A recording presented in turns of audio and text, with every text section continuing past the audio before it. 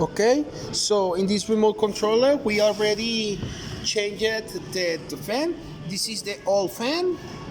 This is a new fan. Here it is, the new fan.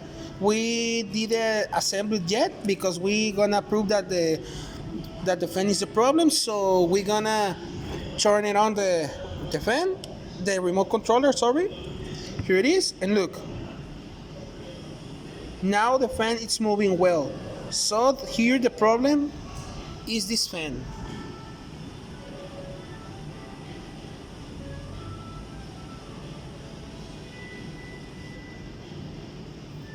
Okay, this means that the remote controller start. Yes, it started. So we're gonna change it.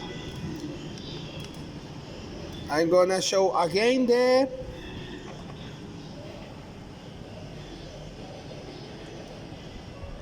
here is the serial number.